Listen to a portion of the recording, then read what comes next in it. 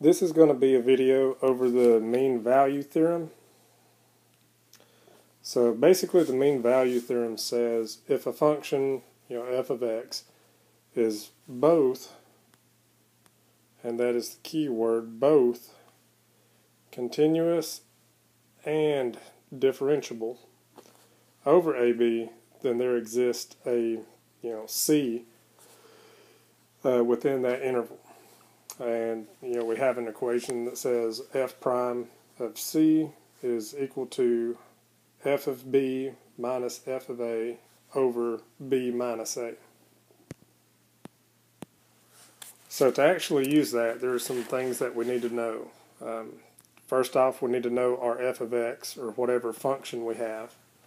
We need to know what the derivative of that will be, and we need to know the interval over which we're trying to check our answers for. The steps to it, the easiest way I know to do it is first off just calculate your f of B minus f of A over B minus A, and then just go to step 2 and you'll take the derivative of whatever function you had, and you will set that, you'll set the derivative equal to the answer that you found up here in step 1. And then just solve what you put together in step 2, and just keep the values that fall within the interval that we're given. So on the review sheet, the first problem that we had, we're given the equation for f of x is equal to x to the third. And I just went ahead and took the derivative of that, which comes down to 3x squared. And the interval that we're given to check over is from 1 to 2. And notice that the 1 is going to be your A, and the 2 is going to be your B. So step 1 said to solve f of B minus f of A over B minus A. So basically wherever you see a B, just plug that in to your f of x. So we have 2 cubed minus f of A. Again, we plug in 1, or we plug in our A for x, and our A was 1. So we have 2 cubed minus 1 cubed, and all of that is going to be over our B, which was 2, minus our A, which was 1.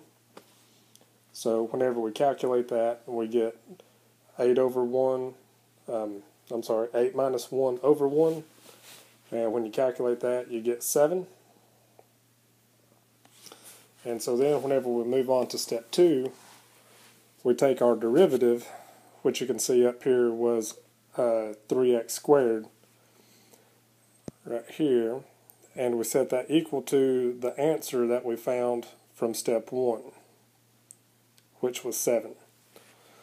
So then, of course, to solve that, just divide both sides by 3, and you're left with x squared is equal to 7 thirds. And then to get just to get your x, you take the square root of both sides.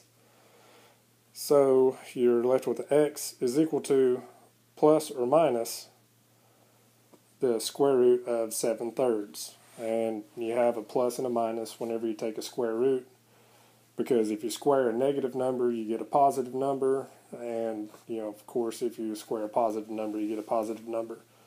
So we have two answers that we have to check. So how we check it is we compare the answers that we got. There's positive square root of 7 thirds and negative square root of 7 thirds. So just compare each of those to the interval.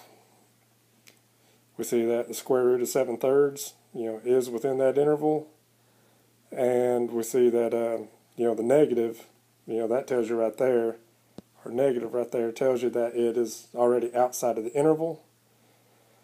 So you will reject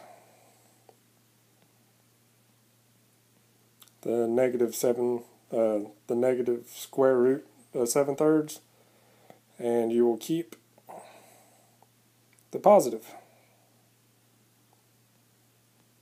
because it checked out. All right, thank you very much, and I'll do the next example from the review sheet.